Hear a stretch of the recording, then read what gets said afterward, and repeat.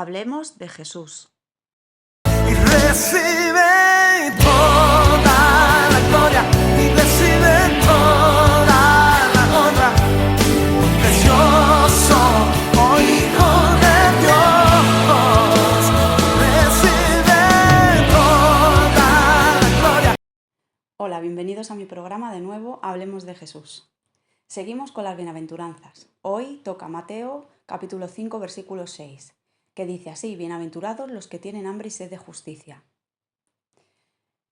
Quiero deciros algo. Jesús dijo en Juan 4:34 que su comida era hacer la voluntad de su Padre. ¿Qué tiene que ver con este versículo? Pues que tenemos que tener hambre y sed de hacer la voluntad de Dios. La comida es el sustento, el alimento, lo tomamos por necesidad. El alimento espiritual del creyente, que suplirá la necesidad espiritual, no es otra que hacer la voluntad de Dios. Buscar el reino de Dios primeramente, antes que satisfacer nuestros propios deseos y buscar su justicia. Un ejemplo de alguien que caminó y que vino en camino de justicia fue Juan el Bautista. A Juan muchas personas no le creyeron.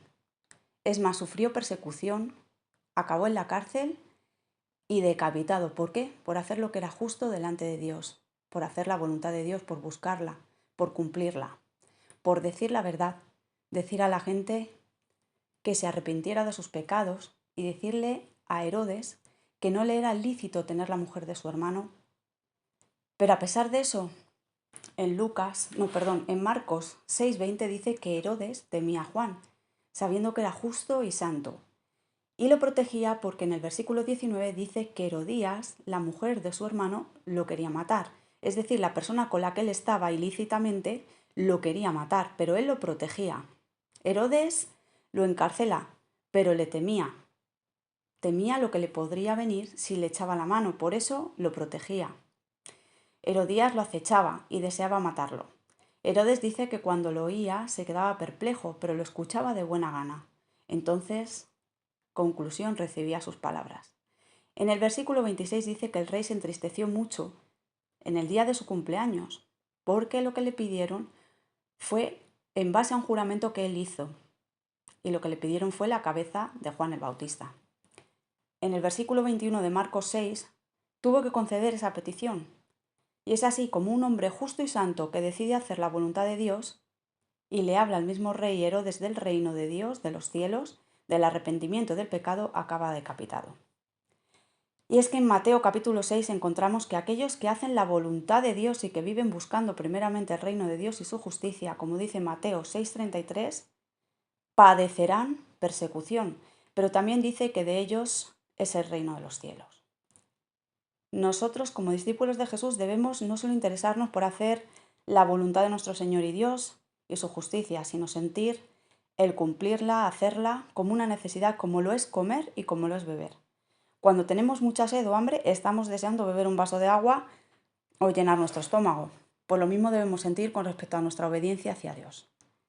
Jesús lo dijo en Juan 4:34, como empecé.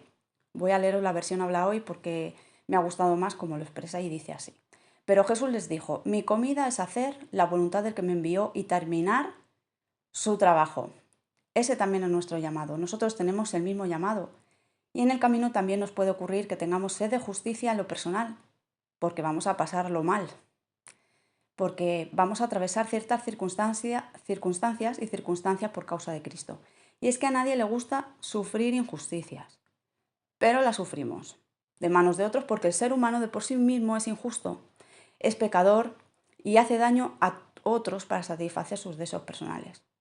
Por ejemplo, como el caso de Herodías hacia Juan el Bautista, porque no le interesaba lo que estaba haciendo Juan, las cosas que le estaba diciendo a Herodes, que era la persona con la que ella estaba ilícitamente, o también por el mero placer de hacerle el mal al prójimo. Cuando la maldad habita en el corazón del ser humano, también simplemente por maldad pueden llegar a hacernos eso, pero hay un trasfondo espiritual. Por regla general siempre hay un motivo antes de una acción. Si el cristiano sufre comportamientos injustos a manos de otros, como el que te rechacen, te devuelvan mal por bien, te aparten, porque no entiendan que lo que tú haces es porque Dios te lo pide, porque tú quieres agradar al Señor, Jesús Ya lo dijo en Juan 16:33. Estas cosas os he hablado para que en mí tengáis paz. En el mundo tendréis aflicción, pero confiad, yo he vencido al mundo.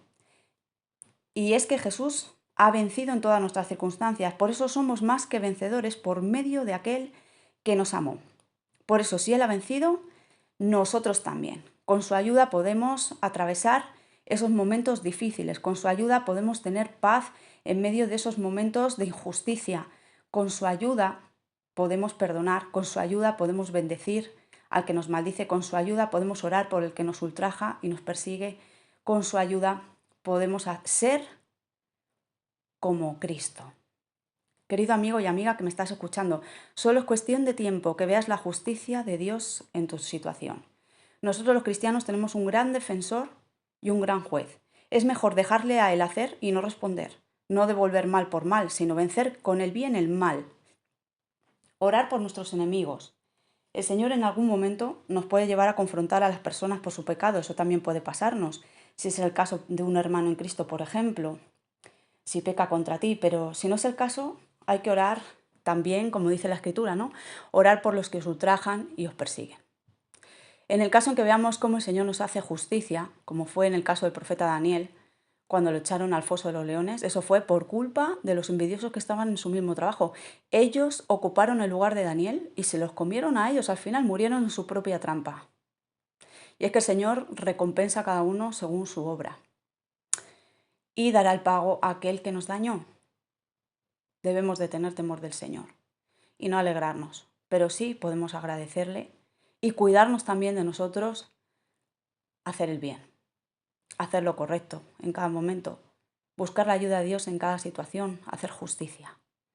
La palabra del Señor dice que Él dará el pago a cada uno según su obra, como he dicho antes en Romanos 2:6.